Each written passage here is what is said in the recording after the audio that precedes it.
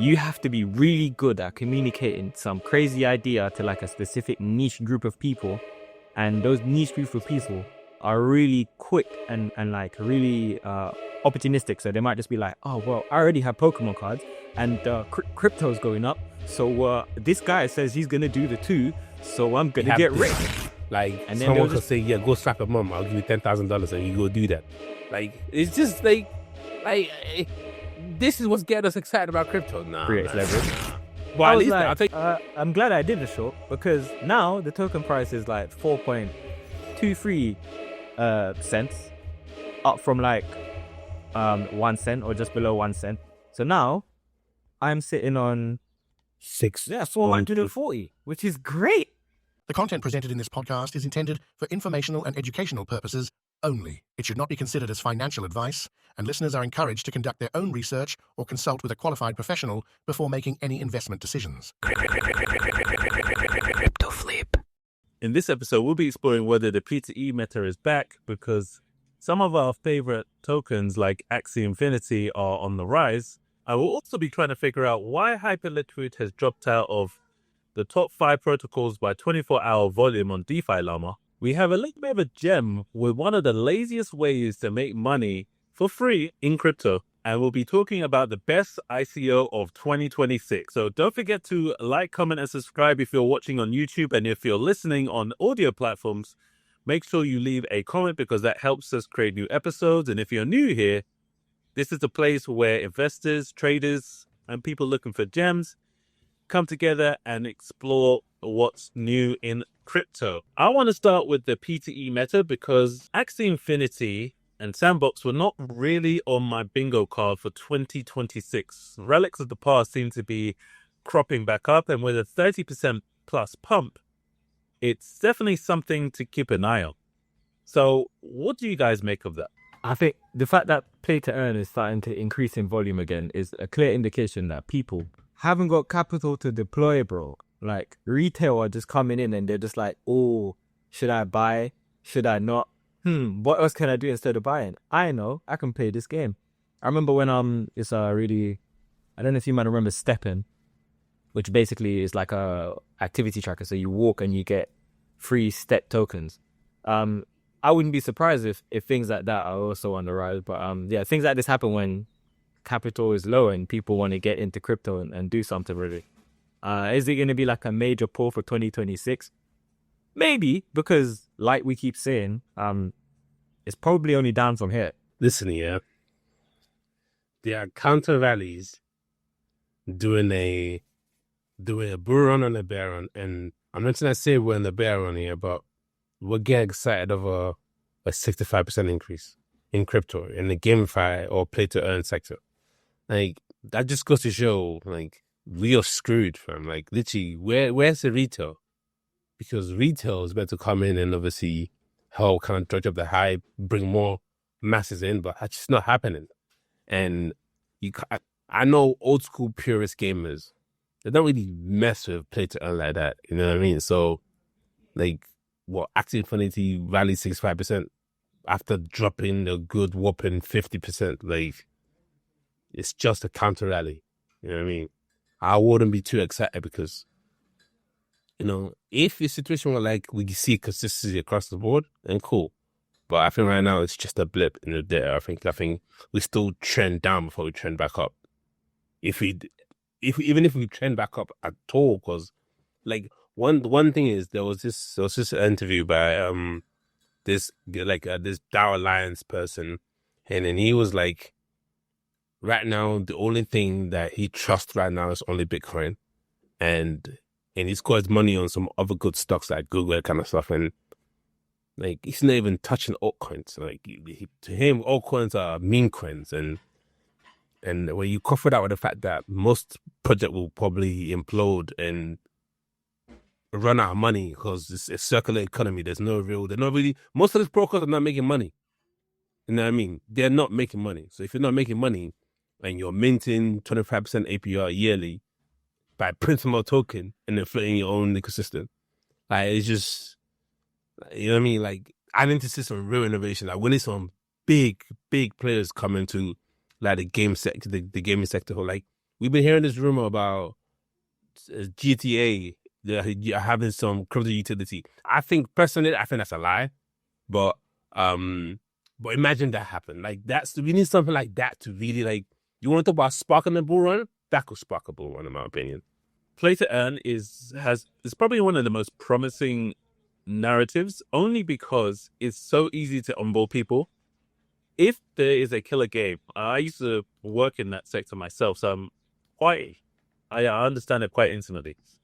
But in terms of, because I actually got the figure wrong, it was actually north of 60%. It was 65% plus, not 30%. So it's a decent, increase in volume.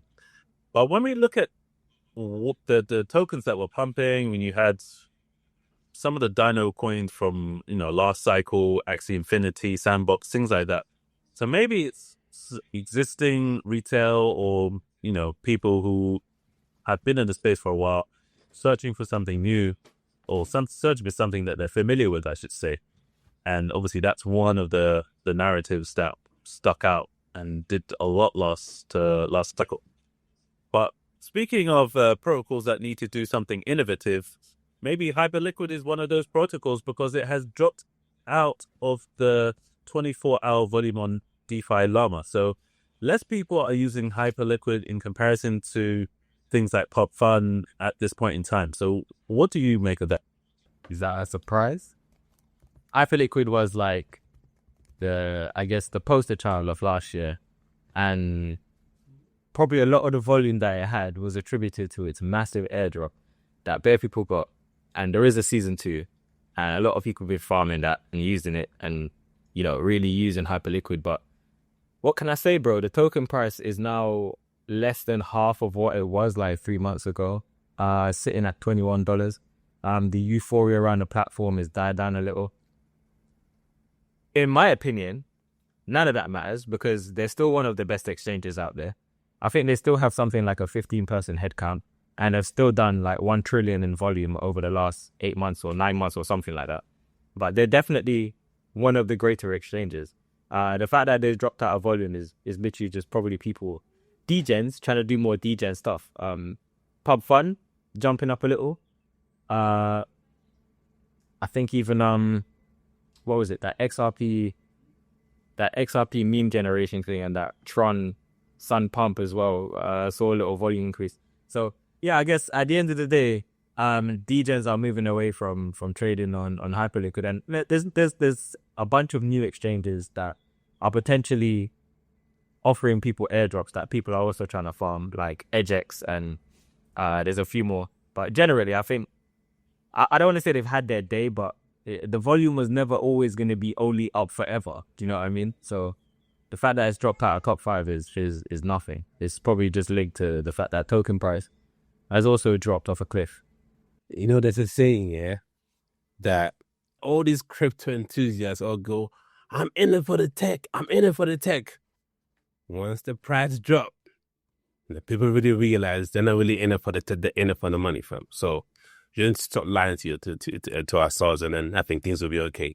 Personally, in my opinion, I think a lot of the things that Ricardo's mentioned, I think fundamentally, I would do a quick exercise, I think in terms of protocol, like just being a pure protocol, I think Hyperliquid is still awesome. The airdrop was well executed. Maybe not on the same level as Seeker, but I'll let you guys be the judge of that. But I think people remember, like, the Hyperliquid airdrop changed some people's lives. Like, just to go ask them, you know what I mean? So if it's down 2% in 7 days in terms of TBR and down 23% in 1 month, it's not a massive thing. Like, it's still protocol wise, it's still top 10, it's still top 5. So you can't maintain good days day in, day out. The most important thing is, as a protocol, as long as they're making money, and then you're obviously doing things like T season 2, maybe going to devices, that kind of stuff. Like, there's ways to kind of drop interest and become more relevant again. I think, yes, degens are moving away, going to a Solana on-chain to do other things. That's fair enough. That's what they want to do. But eventually they'll come back. I think Hyperliquid, I will be shocked if I'll be shocked if they're not relevant in the next cycle. Because yes, we're still living the 4-year cycle. That's the prediction they made. Because compared to Asta's been a disaster, fam. Like 1 minute CZ was shilling it.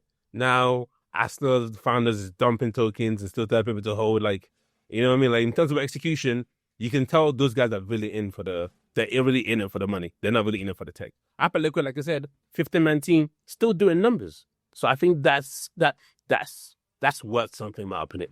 But let's just put some color on this. Currently, they're 9, behind Arbitrum, Plasma, Tron, Base, BSC, and Ethereum, Bitcoin, and Solana. I don't really feel like they should be below Tron, Plasma, Arbitrum, and Base. So something's going on, bro. Maybe something's going on in it. That's all I'm saying. You think the founders are exiting the exiting the project? No, I just think this doesn't look right to me. No, you're right. I mean, we said that. Like, well, are they drop top 10 in volume or TVL? Because TVL looks at a TVL. So Hyperliquid TVL number 9. DeFi for 1.19 billion. Behind Arbitrum, Plasma. I guess I expect Hyperliquid to be behind Arbitrum because they're using Arbitrum as a network. But the rest of it don't make sense to me.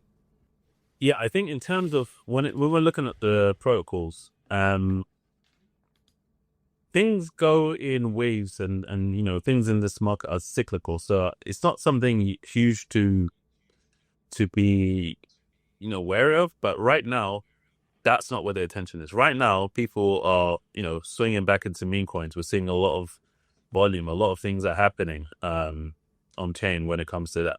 So naturally, especially when retail is not involved, and especially when there's so many tokens around and things like that, people aren't necessarily going to be everywhere at once. So you have to go where the volume is. So if people are mainly using meme coins, then unless you don't want to get involved in that, you have to obviously move with meme coins. Or if you're going to remain, using things like Hyperliquid, then you just have to be aware that, it's not going to be yielding what it has been doing over the past year or so. Will it rise again? Most probably. They have a very, very good team. Airdrop was well executed. They're very innovative, small team, nimble. They seem to be in it for the long term. So if you're a holder or if you're a user of the platform, if you're trying to farm, I wouldn't be worried too much. And I think that, the future is still bright for Hyperliquid. But a token that the future isn't bright for is Trove, because we spoke about what the future of collectibles could be, and it seems like that prediction kind of came true. So for those who don't know, Trove did an ICO valued at $20 million, but immediately crashed 95% to $1 million. So is it the future of collectibles, or was it just a scam? So according to this, and I'm reading from an X post, Trove was building a perp dex focused on trading exotic and illiquid assets such as collectibles on Hyperliquid. They created hype using Hyperliquid community, and then later launched on Solana. They used hundreds of KOLs, and then we have the end result there. So, which is a 95%, dip. Shall we just call it? Allegedly. So I want to know, because this is something that we talked about, and this is something that Rick accurately predicted in terms of collectibles, this side of January. We had the hype from Logan Paul and his sale. So all of these things sort of came together, and Trove seemed to be the end result. Do you think, so there's two questions. Number one, was this just poorly executed, or was this just a rub? Number two, is there legs in this idea for collectibles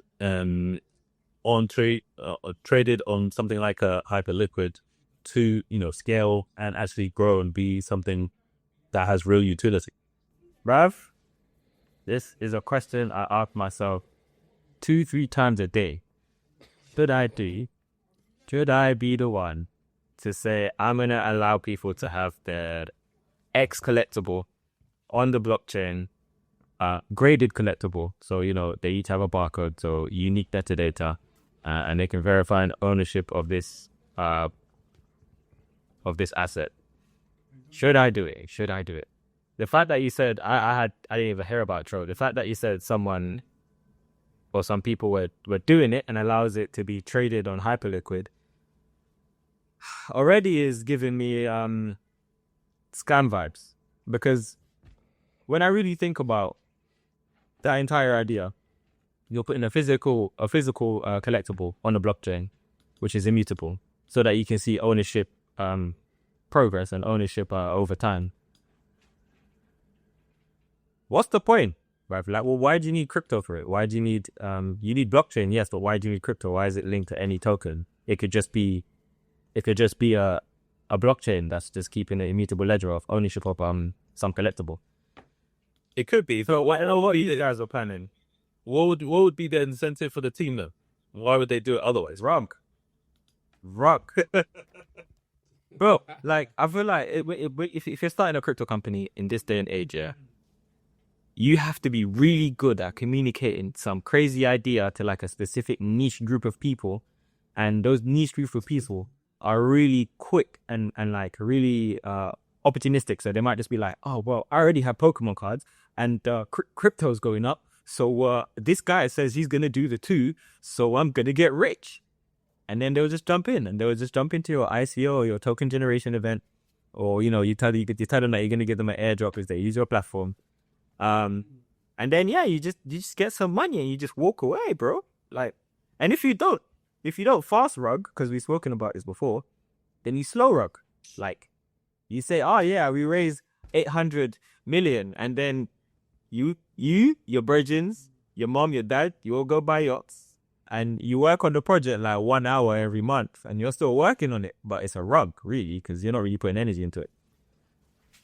So yeah, generally, bro, it's just a rug pull, bro. Like, if you Google Trove Hyperliquid right now, first word, Trove crypto rug pull.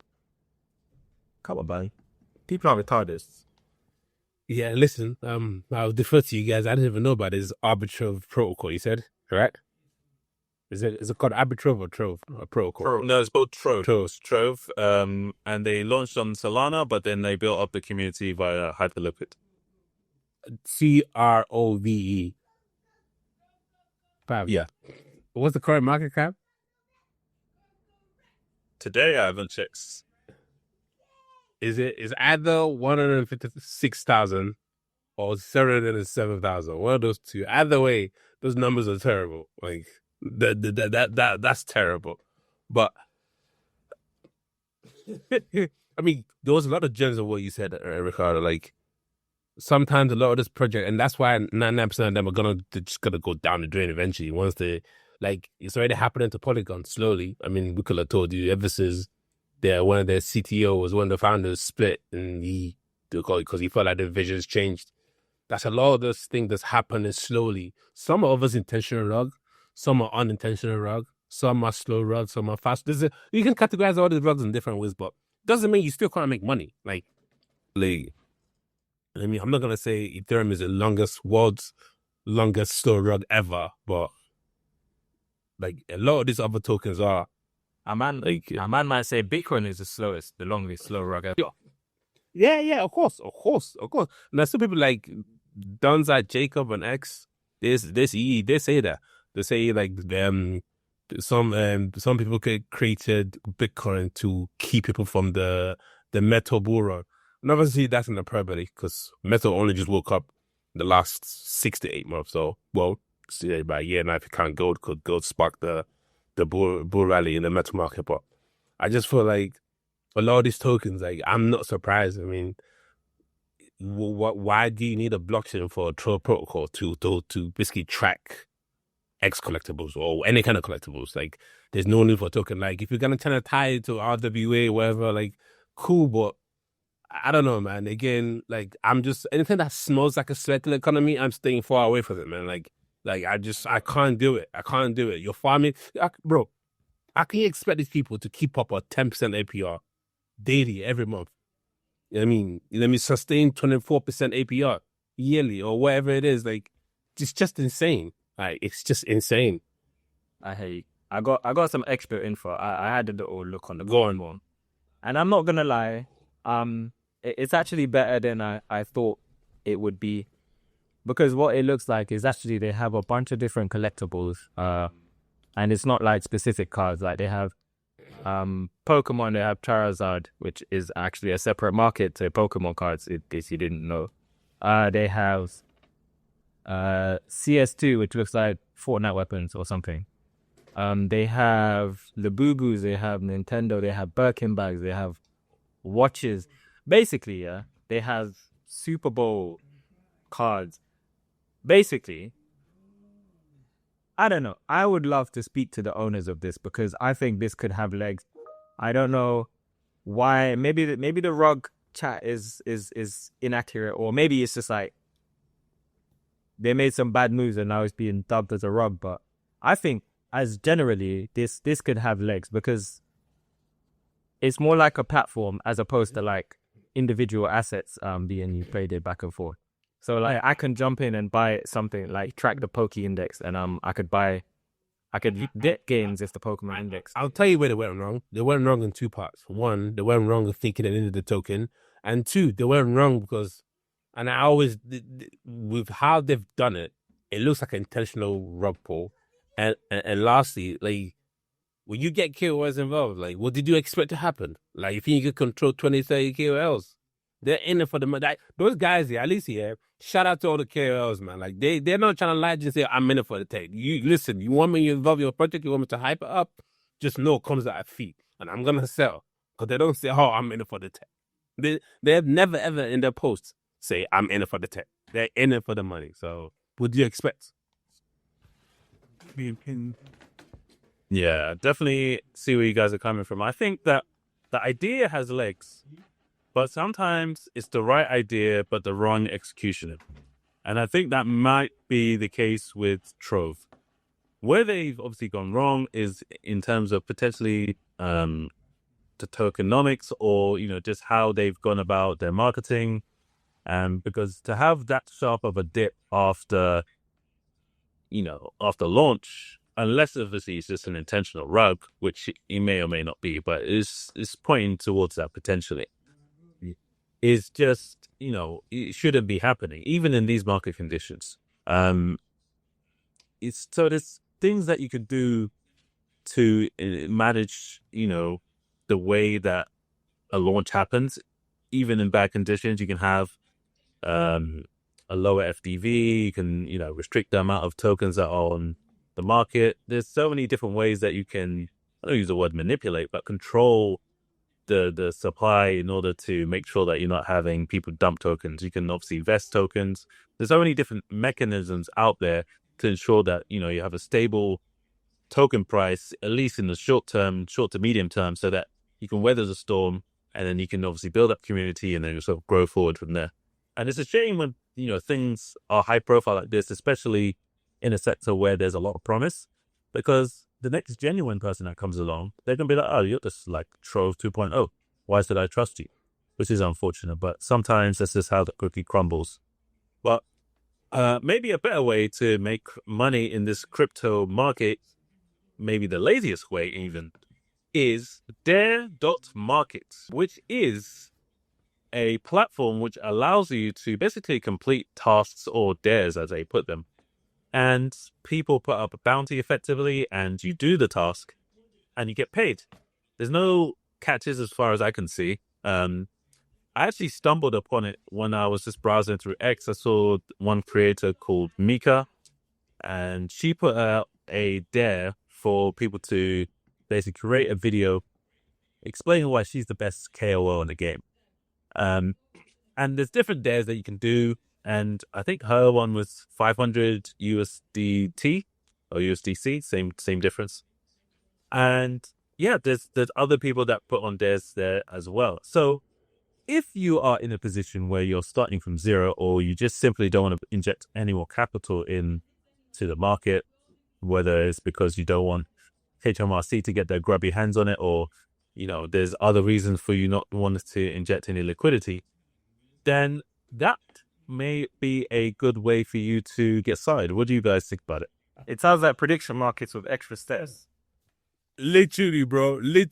How did you listen? Wait, I can't fool these eyes, bro. You're not gambling. You're just doing a task. It's more like Fiverr, but for crypto. Oh shit! If you All right. Sorry. My bad. Okay, not prediction market. Have you man seen that Black Mirror episode? Oh my days. Where it kind of does remind me of that. I can't lie. where the guy is like doing anything and he does some man takes pulls out his teeth. Brother, that was actually like was the inspiration. This, bro. But I'm not gonna lie. I'm feeling it. I think in terms of like social dynamics and like virality, could you imagine you watch a video, a man's like, yeah, I don't know, I'm looking at some of these, call your ex like nothing happened. You get 5,000 USD. And you actually win £5,000 for, oh, why? That's how that nothing happened. How much you win if you what? What's this? But then you have 50 submissions. But I think this will be like, I think this is genius, actually. I think this is sick. I think this is so sick. I think this is banging. Yeah, I'm going to be... This is allowed. I can't believe it. Bro, what's have fun, bro? Bro, what's next? What's next? Camera. What's next? What's next? Cut your finger off for 10,000 USD. And like, bro. Yeah. And people will do it. You think that's safe? Bro, have you not seen the live streams on Pump Fun? These men have no filter. If there is a little USDT, USDC associated with anything, they'll do it. Stuff for Llama. This is why people say the asterisk is coming, fam. Because I swear to you, fam, like, in the world we're like, we have OnlyFans. And now we have this. Like, someone could say, yeah, go slap a mom. I'll give you $10,000 and you go do that. Like, it's just like, this is what's getting us excited about crypto. Nah, man. Nah. But at least, I'll tell you what, though. This is well executed because they didn't tie it to no token. They haven't done no token launch. They're just collecting stable coins. I mean, maybe they might take BTC because money is money. It can't be, beggars can't be choosers. But this feels to me like we're on the territory of the dark side of the web. Like, obviously, there's places reserved for that. You could go do your thing. Obviously, not financial advice, not advice. I don't do that. But like, okay, one is to call your ex. That's funny. That's satire. Cool. But if we dig deeper, it will be more than just sing a song. Or I mean, you could be make a tape. Or you could be raising up a cougar. Like, what's this? But two Solanas. Like, people are doing this anyway, bruv. People are doing this for views anyway. So why not do it for views? You get some views, but also you might win some peace. Hey, power to these people. But like I said to you, when people say the Astros are coming and this world is finished, and they say someone was new to Earth and I wanted to know, like, what are the things that are pointed to the end of times? I will show this website. I will tell them this OF fans that are making more money than real hardworking people in this world. And yeah, this is just sad. It's just sad. But hey, listen, if you shout out to the founders because this is a niche and they capitalize. So nice. I'm not gonna lie, yeah, I like it. I like it a lot, and the reason why I like it is because it's innovative. It's not degenerate gambling. It's not pumping out meme coins like another derivative of this. It's a way for people to. It's basically entertainment. You either get entertained or you get paid. So like there isn't any real losers here, as we can see for now. What may happen is obviously what Deji's talking about if it goes down a dark path, but it depends on how involved the platform wants to be. If they just want to be like a free market or if they're going to have, some level of moderation. And I think that will ultimately depend on how far people tend to go, initially. If people start going down that route, then maybe they'll have to get heavy-handed because something is going to go wrong and they're going to have negative PR and, that whole story. Or, they they just may be heavy-handed from the beginning if they have like investors and stuff like that. So it really depends. But as a concept, I think that is quite innovative, and I think that I've seen other derivatives of this, but not in this style. Like I've seen people say, "Oh yeah, you get paid to do like a task, and we'll pay you like 5 USDT or whatever." But that's not really exciting. But these sort of big bounties for these interesting tasks, it's pretty interesting. All these interesting dares, I should say. And something else that's interesting is the biggest ICO of the year. We've been talking about it for months. It finally dropped a few days ago. Solana Seeker dropped the SKR token, and it is now available for all to trade. And if you have an allocation, you also have that in your wallet. So I want to know from my co-hosts what they managed to get, and also whether it's worth all the hype. What do you guys think? Yesterday morning, I woke up and I'm like, yeah, today is Seeker Day. The day before, I was tracking like estimates of the price and also like the FDV that they were planning to go in with. And I was on Polymarket because, you know, Polymarket, bro, it predicts the future. Really, it just does. I was like, let me see what Polymarket's saying. Now, Polymarket was saying the FDV of the token being over 50 mil, highly likely. Over 100 mil, less likely. Over 200 mil, very unlikely. So I'm like, all right, cool. We'll probably land somewhere between 50 and 100 mil. And then when I worked out the maths, I was like, if you're on Prospector, like me and Deji got, this is 10,000 Seeker tokens. That worked out to roughly like $125 or $160, which is nothing, really. So I'm like, all right, cool. That's there. There's no point selling it. I'm like, I'm going to stake it. But then the token got released. People started to claim. I had a look online. It was something like 65% of people are staking the tokens. And then I'm so happy that the piece of me that wanted to short, because it was available to short on LBank the day before, and now it's on Hyperliquid, so you can go long or short with a maximum of 3x leverage. I was like, I'm glad I did the short, because now the token price is like 4.23 cents, up from like 1 cent or just below 1 cent. So now I'm sitting on that 10,000 Seeker is now 440, which is great. Just keep going up. Like, yeah, I reckon I staked half of it, which is only 5,000. Thinking I might as well stake the whole of it. I probably stake the whole of it. I think I'm just gonna do that now. I'm just gonna stake the lot, and yeah, we'll see how it goes. But this is completely outside of what I thought would happen, because I thought it was gonna be released and then people are just gonna dump and it's just gonna come down. So kudos to them, because they actually did it right, and they could have chose a higher fully diluted value, and like they could have chose a higher price to put the token to market, and it would have just affected them negatively. But they chose to go in low. They chose to let the Seeker Mobile and the Solana community pump the price and basically decide the fate, and it's decent. Hold tight. Obviously, I think only 20% of it was distributed for season 1.